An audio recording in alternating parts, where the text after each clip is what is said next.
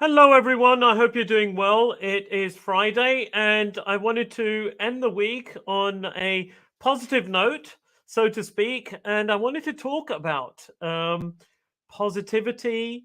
I often hear people talk about toxic positivity, and I wanted to set the context of what positive psychology is about. So I'm going to do it quickly, but I'm going to make some salient points that should help you differentiate toxic positivity from positive psychology. So, the first thing is positive psychology is an extension of traditional psychology in that it uses all the methods and the research, just like clinical psychology is conducted. So, it's very robust in its scientific underpinnings. Clinical psychology focuses on what's wrong with people. You could have things like sadness, anxiety, depression, schizophrenia, etc. What's wrong with people? In other words, what needs to be fixed in people so that they can function optimally?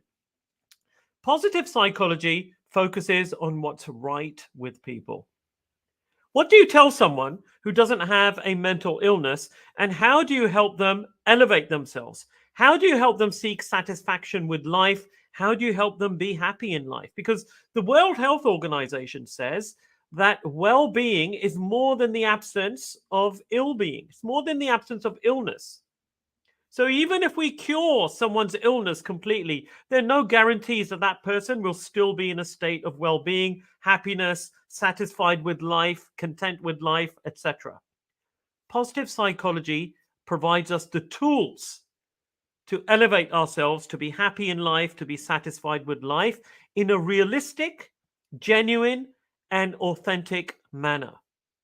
It's not just fantasy. It's not just you forcing yourself to be happy, etc. No, it gives you the language, the tools, the activities, the vocabulary in a nuanced way, and what a person can focus on to genuinely be content with life, to genuinely seek happiness in life. In addition to, this is really important, in addition to focusing on what might be wrong with you. It's not just all about focusing on what's right with you, even though there's a lot of research and it gives you the tools to do that, the vocabulary, the language, structures, frameworks to do that. But it also helps you focus on what might not be working well with you. So it's not just about harnessing the positive, it's about harnessing sometimes the negative from the positive. When I feel pain somewhere, the positive in that is I need to take care of that part of my body that's feeling pain. When I feel a negative emotion, it's a cue for me to take care of myself emotionally. That too is a teaching that positive psychology promotes and encourages. Right? So it's all about balance at the end of the day. Toxicity happens when there's too much of anything, or it's forced, it's not genuine, and it's not authentic. That's not what positive psychology is about.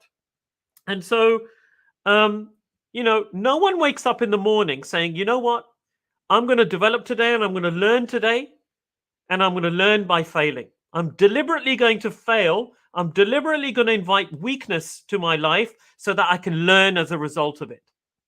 We learn through weakness, through failure, through opportunities of that nature that just happen upon us.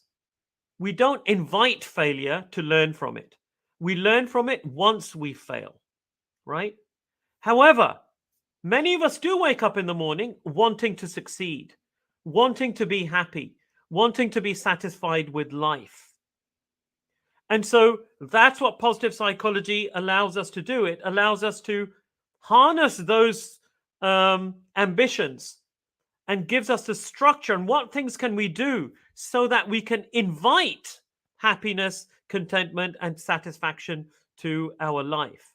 So, and we can hopefully avoid failure in our lives as well.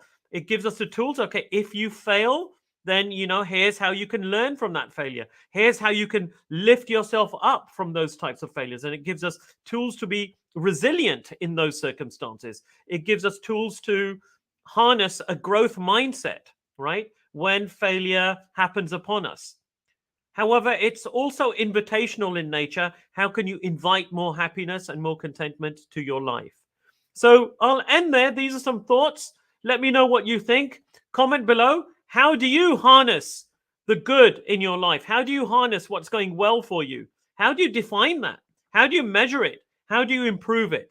Would love to hear from you. Please do like and share this post. I hope you have a wonderful weekend ahead. Take care, everyone. Thanks a lot. Bye-bye.